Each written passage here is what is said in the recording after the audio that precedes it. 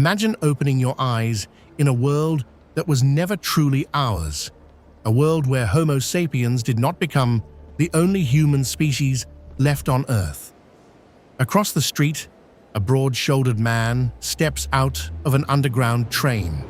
His brow is pronounced, his body built for cold and survival. He is not wearing animal skins. He is carrying a phone. He is a Neanderthal. They never went extinct. We have long believed civilization belonged to us alone.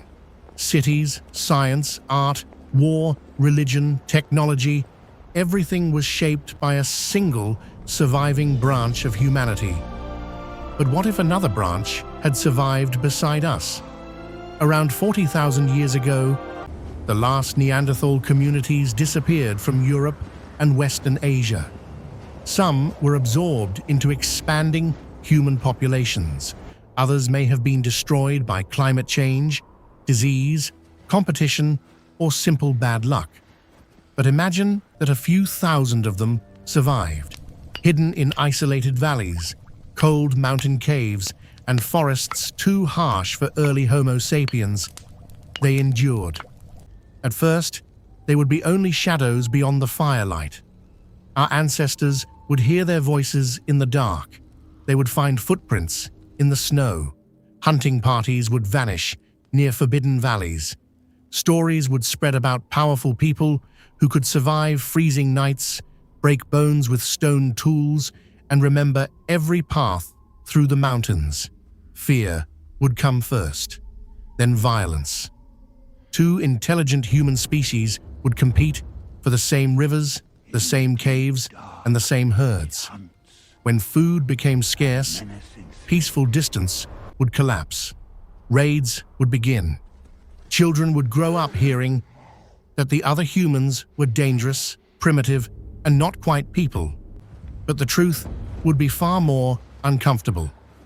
Neanderthals were not mindless beasts. They made tools. They controlled fire. They cared for injured members of their groups. They may have buried their dead. They understood landscapes, seasons, animals, and survival in ways our ancestors could not easily match. And if they survived long enough, they would change. Their populations and languages would grow. Their settlements would spread through the colder regions of Europe and Asia. Human history would no longer be the story of one humanity. It would become the story of two. The first cities might rise in warmer lands under Homo sapiens control. Agriculture would give us larger populations, armies, and governments. Neanderthal societies, adapted to cold climates and physically demanding environments, might develop more slowly, but differently. They might build fortified mountain settlements, carved partly into stone. Their homes would conserve heat. Their communities might remain smaller and deeply loyal.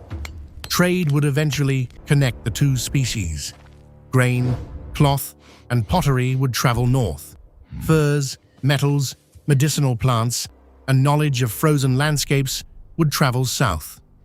Cooperation might seem possible, but trade creates wealth, and wealth creates borders. Kings would want Neanderthal territory. Neanderthal clans would resist human expansion. Religious leaders might declare one species chosen and the other cursed. Ancient empires could enslave captured Neanderthals for their strength, forcing them into mines, armies, and construction. The first great wars would not be fought between nations. They would be fought between different kinds of humans. Imagine Roman legions marching into northern Europe and meeting organized Neanderthal fighters in narrow mountain passes. Soldiers built for endurance against warriors built for explosive power. Shields crashing in snow, spears breaking. Entire campaigns disappearing into forests that only the Neanderthals understood. Rome might still expand, but perhaps it would never fully conquer the north. A Neanderthal civilization could survive beyond the empire's borders, growing stronger while Rome weakened. Then, history would enter its darkest age. Plagues would cross species lines. A disease mild to Homo sapiens might devastate Neanderthals. Another harmless to them might kill millions of us. Every marketplace, mixed settlement, and battlefield could become the beginning of an epidemic. Fear would turn neighbors into enemies. Cities might burn Neanderthal districts during outbreaks. Neanderthal kingdoms might close their borders and execute human travelers. Each species would blame the other for invisible death. Yet neither could escape the other forever, because they could have children together, and those children would challenge everything. They would carry traits from both worlds. They might be stronger in some environments, more resistant to certain diseases, or better adapted to cold. Some societies would accept them. Others would call them unnatural. Families would be divided by laws deciding who counted as human. And as centuries passed, the most dangerous question in history would no longer be where you were born. It would be what you were. By the time the modern world arrived, two human species would share the planet, but they would not share it equally. The Industrial Revolution would transform everything. Mines, railways, steel mills, and armies would recruit Neanderthals in enormous numbers. Governments would praise their strength while paying them less, housing them in separate districts and denying them political power.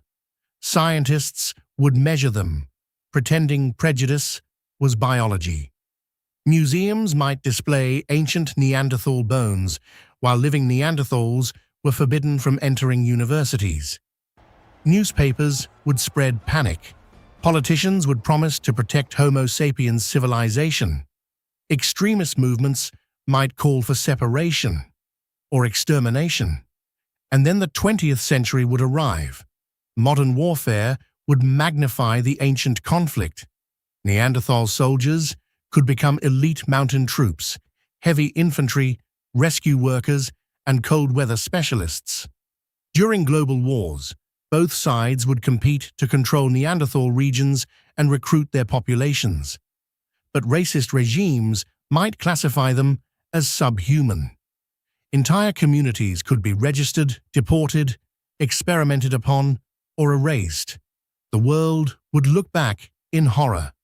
Perhaps the first Universal Declaration of Human Rights would need a different name: the Declaration of Intelligent Peoples. It would state that dignity does not depend on species, but writing those words would not make the hatred disappear. In the present day, Neanderthals might number tens of millions. Some would live in autonomous regions, others beside Homo sapiens in the world's largest cities.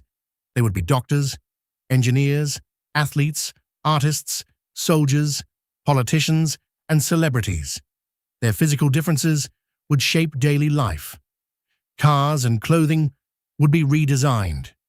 Medical schools would teach two anatomies, and drugs would be tested across both species. Sports organizations would face endless arguments over whether mixed competition was fair. Their athletes could dominate wrestling, weightlifting, climbing, and contact sports. Then the debates would begin. Would separate leagues protect fairness or preserve segregation? Would a Homo sapiens company be allowed to reject a Neanderthal applicant because the office equipment was not designed for them? Would governments collect species data? Would dating apps include a species filter? Would mixed children be legally classified as one, the other, both, or neither? Technology would bring the two humanities closer than ever and make their differences impossible to ignore. Neanderthal creators would speak about discrimination, culture, and identity. Viral violence could trigger protests across continents.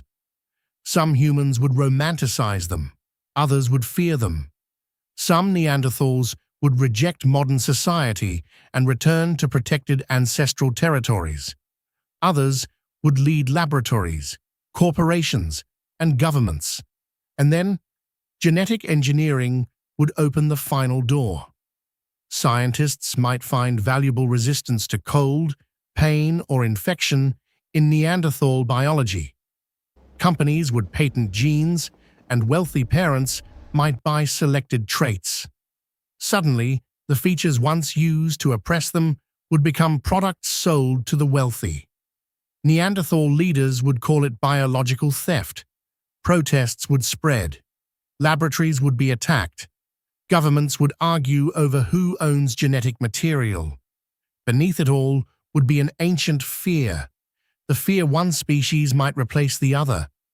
But the greatest threat would not come from Neanderthals. It would come from us both. Climate collapse, nuclear weapons, engineered disease, and artificial intelligence would not care which human species invented them. Survival would require cooperation on a scale history had never achieved. Homo sapiens and Neanderthals would be forced to look beyond their ancient rivalry, not as superior and inferior, not as modern and primitive, but as two surviving experiments of evolution, trapped on the same fragile planet. Perhaps sharing Earth with another humanity would make us more tolerant. Perhaps it would teach us that intelligence can wear more than one face. Or perhaps every difference would become another excuse for fear, control, and war. We like to imagine that meeting another intelligent species would happen among the stars, but if Neanderthals had survived, the alien would have lived next door. It would have worked beside us, fought beside us, loved us, and sometimes hated us. The world would be richer, stranger, and divided. And every time we use the word human, we would be forced to ask a question we have never fully answered. Do we mean a species, or do we mean a mind capable of fear, memory, love, suffering, and hope?